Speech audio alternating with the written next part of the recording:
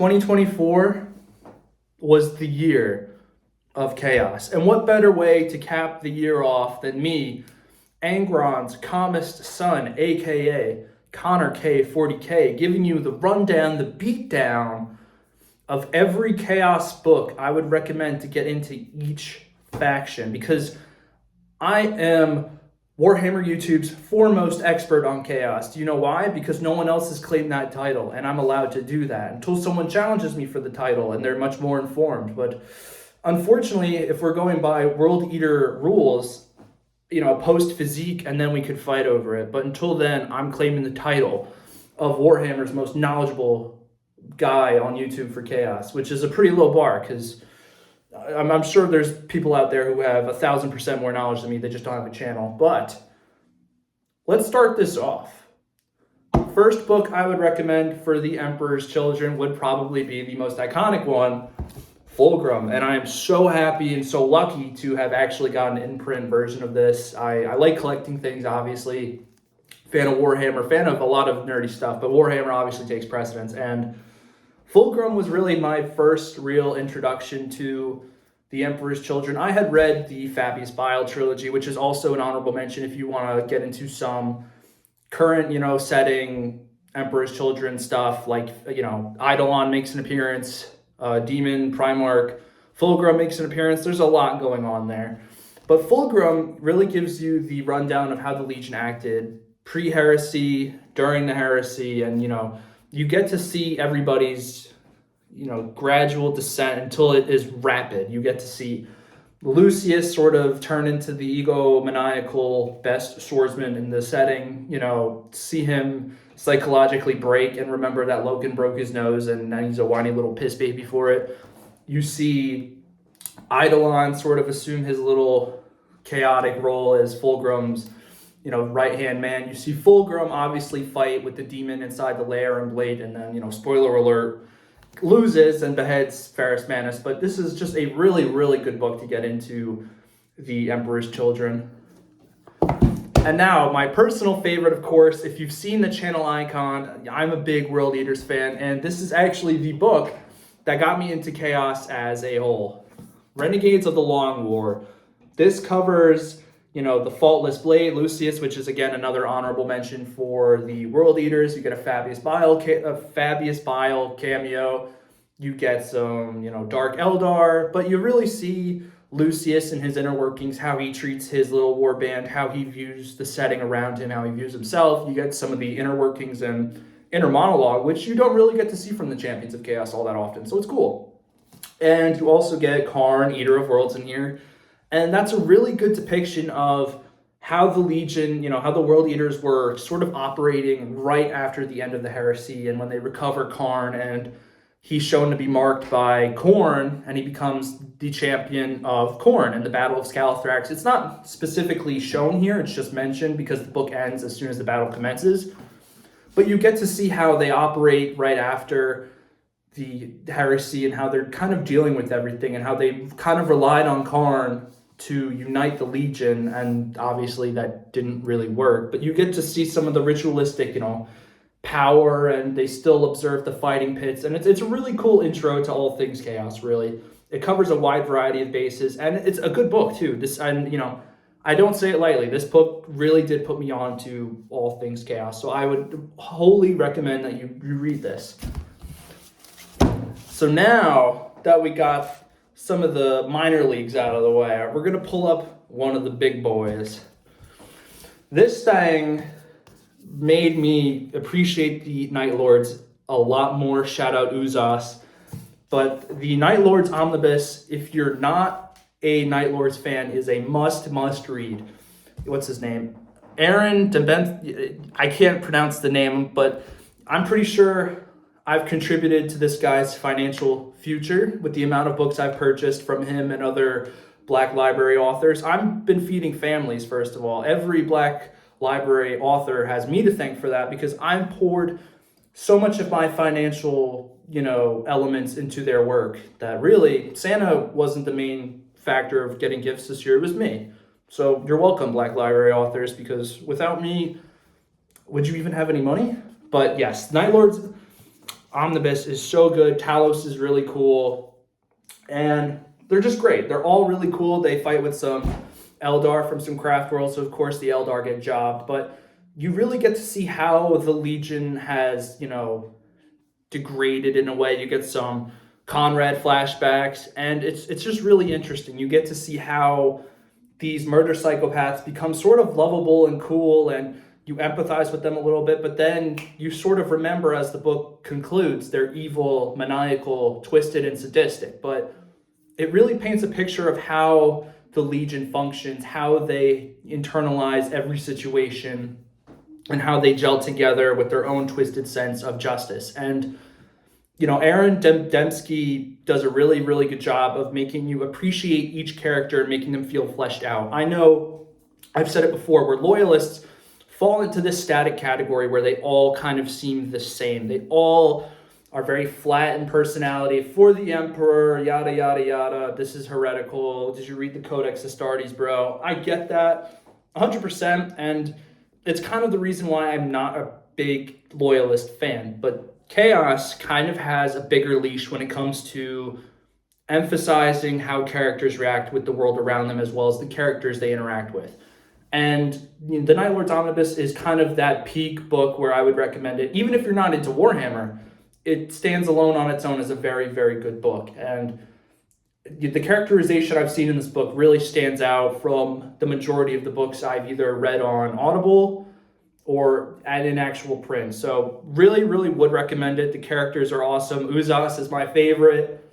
And yeah, it's a good book. It's very, very good for Night Lords. And you also get some Red Corsairs. You get Huron in there. You get Abaddon in there. There's this really cool section where Talos kind of meets with this Chaos sorcerer, and the sorcerer summons all 4 Chaos gods. I say gods, but really it's more like their aspects, and they try to convince Talos to sort of go and convert to the Black Legion, convert to Chaos. Khorne talks to him, Slaanesh, Tzeentch. Nurgle actually has this little funny quip where he's like, I have nothing to offer you, and just walks away. But there's really good bits and pieces in here. I'd recommend to everybody. So again, top tier book. Really would highly recommend it. And do I have any more? No. All right.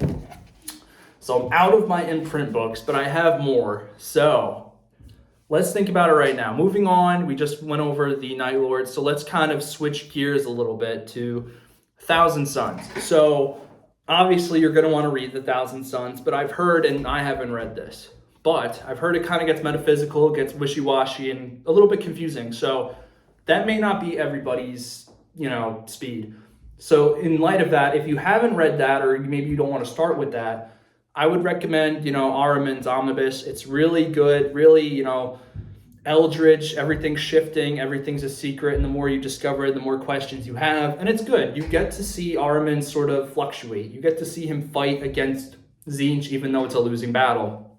When he's fighting for other people, his power wanes. When he's fighting for his own selfish ambition, dude's like super jacked on that, warp juice, where he's a diabolical super sorcerer supreme. And it's fun. You get to see how he still sort of keeps Legion tradition alive, how he mentors all the people in his little war band, but also knows that they're all expendable to him in his ultimate goal of reversing the Rubicon. But obviously everybody knows it's not going to happen ever, but it's fun to watch him try. And it's a really good book to just kind of showcase the Thousand Sons, how they're operating, again, not current setting, but around that area where the heresies kind of happened 10,000 years ago. It's all over, and they're just trying to break through Cadia, find ways to enter real space. And it's a good read. Personally, it's not my favorite, but I'm also not a Thousand Sons fan, but I can confidently say it's a good book. I can confidently say you would probably enjoy it. Now, moving on from Thousand Sons, we have a surprise hitter for 2024. Something, this faction was not on the list of ones I thought I would enjoy, but then I read the book. Well, it was on Audible, but I'm going to say read because I'm not a nerd. I read the book with my ears. It was, Storm of Iron, and that was a very good book. Storm of Iron was good. The narrator, which a lot of people don't mention, or, I guess it's common sense, but I don't operate on common sense because I'm a world eater. The guy who's narrating did a really good job of making each character sort of different, which is hard to do when your voice is going to sound the same regardless.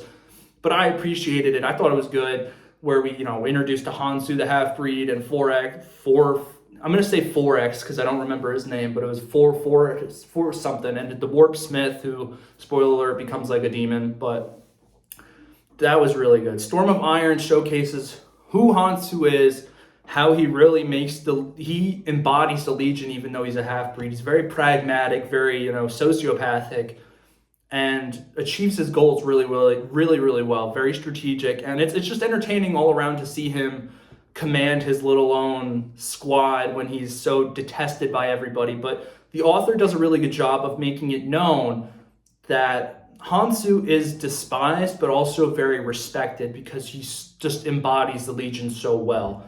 He's very just cold and pragmatic, and he really is a son of Perturabo, even if he is a half-breed, and I do think it works to his, benefit, because I don't know how the hybrid gene seed thing works, and I don't really want to get into that because I know it's like everyone's favorite thing to have like their own headcanon where they make their own warband or loyalists, chapters that are made from traitor gene seed. It's cool, don't get me wrong, but not what I want to talk about. But I think it helps him with the Dorn side of him and the Perturabo side kind of mishmash into like a weird daddy issue sandwich.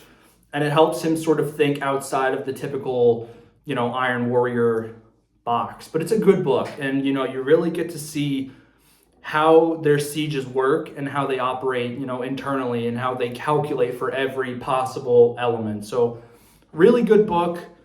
Highly recommended. All the characters are really good. The narrator did a pretty good job. And the narrator thing is also a big thing for me because I'm reading Mechanicum right now, and I'm going to be honest, I'm not enjoying it.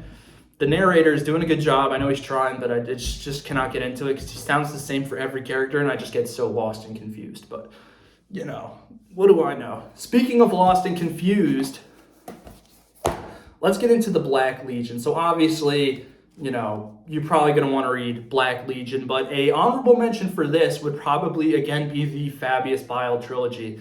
And I know what you're thinking. What? Isn't he Emperor's Children? Yes, he is. But really, through Clone Lord, Manflayer, and Primogenitor, they all sort of deal with chaos, Undivided as a whole, which I would argue, Fabius is a champion of Chaos Undivided, the mortal champion at least. Obviously leaning towards Slaanesh, but everything he does empowers chaos. And you see that in this book. You see how his creations keep getting closer and closer and closer to what he wants, but he'll never get there, and obviously pleases Slaanesh. But we also see the New Men, which are sort of adapted to kill Astartes, the Space Marines. They're genetically made to hunt in packs, and it's interesting to just see all his new creatures come to light. And again, you get cameos. You get Abaddon, you get some Dark Eldar, and it mentions when he went to Kamara. It's a good book for Chaos Undivided as a whole, and some Black Legion stuff where he's, spoiler alert again, sort of becomes his own little minor warp deity thing, and he is making new creatures of horror for the Black Legion. It's a good book overall in general. It covers, again, sort of like Renegades of the Long War, a wide variety of the factions, but it also, I would just say it's more of a Chaos Undivided / Black Legion thing. But Black Legion's pretty good too, from what I gather. Again, haven't read it yet, but you can really, the synopsis, again, pretty much summarizes what the book's about. Abaddon's recovering from, the heresy and the siege, kind of, finds Kaon, climbs through the rank, fights, and becomes the War Master of Chaos. It's pretty much, the synopsis is in there. Obviously, there's bits and pieces I'm not mentioning because obviously I haven't read it, and I'm not going to 100% give you some made-up stuff because every Warhammer YouTubers tend to sometimes put their own little headcanon and everything, which is not a bad thing, but it does get a little wonky when people are remembering stuff that they had in their head. I know I've done it, and I try not to do it, but I also am pretty open about saying sometimes I do just go off things that I've read once and then boom. But, that being said, we've done, who haven't we covered yet? We've done Iron Warriors, we've done 1,000 Suns, we've done the Emperor's Children, Who else? World Eaters. Who am I forgetting? Am I forgetting? Oh, Alpha Legion. Alpha Legion. So if you go through my channel's history, you know I'm not the biggest fan of the Alpha Legion. However, I read, I think it was it Harrow Master or it was Shroud of Night? Shroud of Night, I think. And then I'll go back and edit it if I'm wrong. But this book is so good. I was listening to it on the way home. You know, it's a 5-hour commute for me to go up to school and come back home. So I was listening to this on the road, and I felt like I was an Alpha Legionnaire. You have Kassar and his merry band of Alpha Legion members, and they're stuck on this world, and they get picked up by, you know, none other than the Emperor's children. And it's kind of a race to see who gets to this new planet first, right? But then we have a Karn cameo. We have the introduction to the Primaris for the first time with Chaos, and they're like, yo, why are these, you know, dudes so big? And then they find out that the plasma rifles have been innovated, and it's just really, I cannot stress, I don't want to spoil it enough, but really every character can play each other, which is perfect for the Alpha Legion, and it's just great. It's so much different from Legion. Legion was my first introduction really to the Alpha Legion, and then, you know, by de facto, John Grammaticus and the Cabal, which I think were really cool in that book, but everyone says as soon as the book sort of ends, and you see them again in the further, you know, in the book series, they kind of suck. I don't know, I haven't gotten that far yet, but obviously, again, I can't stress enough how good this book is. And this is coming from someone who really, really, really does not like the Alpha Legion. I really enjoy this book, and it really made me appreciate the Alpha Legion in a way that I previously really, really did not enjoy. You know, that I didn't enjoy and then I did enjoy, if you get what I'm saying. I know I kind of stumbled over my words there. And I'm saying finally, but I may be missing more legions. We have the Death Guard. So obviously, there's a lot to read, right? You can read Buried Dagger, really good book. Mortarian's Primarch book was also really, really, really good. Really characterizes him and humanizes him. And then he kind of goes back to leading, you know, he's like a little bitch baby again. But really, really good book. But I think the book I'd recommend overall for you to understand the Death Guard would probably be the Lords of Silence. Vorks, if I'm saying his name right, such a cool character. You really just get to see them operate. You get an inside look into how Plague Marines operate, what they do in their free time. Like Vorks keeps a journal. He, you know, gardens. He does like a bunch of hobbies. It's really cool. And you get to see chaos corruption happen firsthand, where there's an Imperial officer and he gets corrupted. I'm not going to say how or how he feels about that, but it's just a really, really good book. And we also see how, despite the, you know, degradation of the characters, like, you know, physically and, you know, spiritually, there's still some honor there. I'm not going to spoil that, but during the conclusion of the book, you know, Vorks is uncharacteristically really, really cool for a Death Guard guy. And, you know, Lords of Silence is just great. We have a Typhus cameo as well.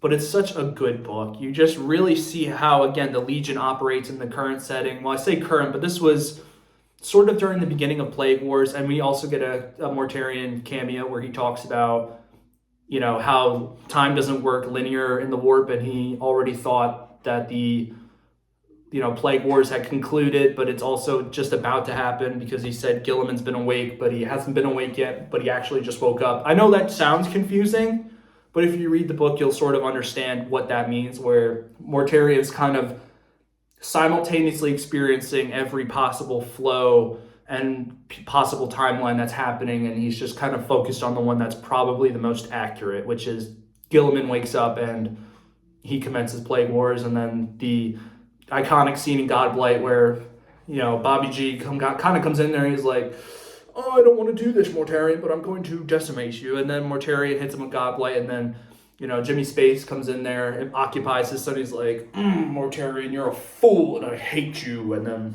boom. But really good book. I would recommend it highly. And then finally, I think we're on the final Chaos Legion right now. So final Chaos Legion, I think. We have the Word Bearers. So again, much like Storm of Iron, I wasn't the biggest fan of the Word Bearers, but again, that's primarily because everything I've consumed, or, you know, about knowledge previous, you know, to the Word Bearers was memes, other YouTubers, Reddit, like not the best sources for really anything. It's a cool way to get introduced to something, but the reliability factor is obviously not there. But the omnibus is really, really, oh, it's so good. It's just like Storm of Iron, where I went into it and I wasn't anticipating enjoying it. Not to say I came in like a hater where I was like, this is going to suck.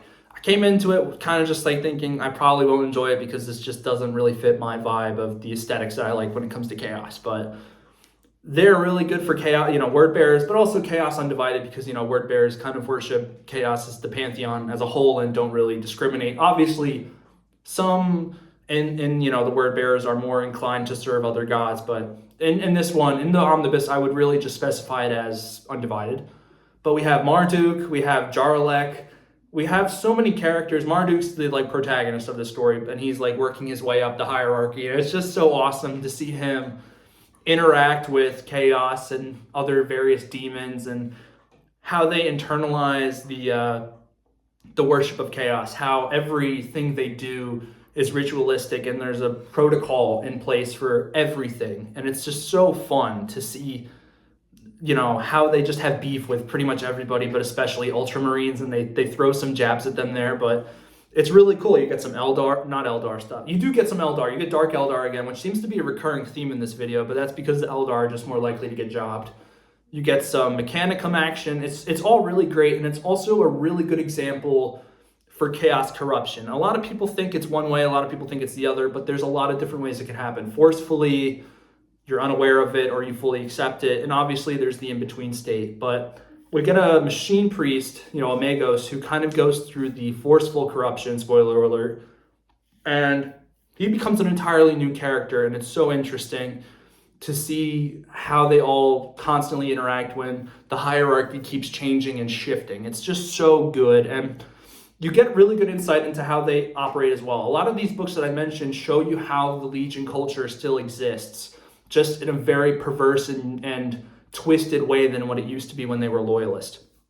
They're still religious, they still do sermons, and it's very, very interesting how each member of this warband has a direct role to play in each sermon and each ritual, and it's very, very, very cool.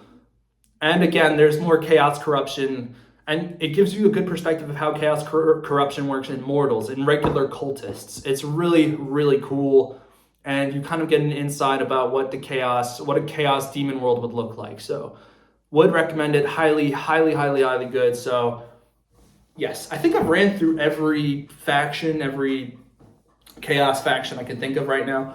Dark Mechanicum doesn't really have anything, but if I were to recommend you anything, it would be Kingmaker, because you do get some Dark Mechanicum stuff towards the end, and it does kind of give you a really good example of what they're up to. I think Mechanicum is really good too, because it gives you an idea of what Traitor Mechanicum kind of operate as well, how they do things and how they think, how they treat their particular beliefs in the Omnissiah, and how the Emperor is just a man, and it's a lot to get into, but it's really cool is what I'm trying to get at. There's no direct example for the Dark Mechanicum. I wish there was its own, there was a focused book, but that's like asking for more World Eater content. And GW is like an abusive girlfriend. Every time I try to ask her to be nice to me, she just says no, and I still have to give her my money because she's just so beautiful, and she gives me novels.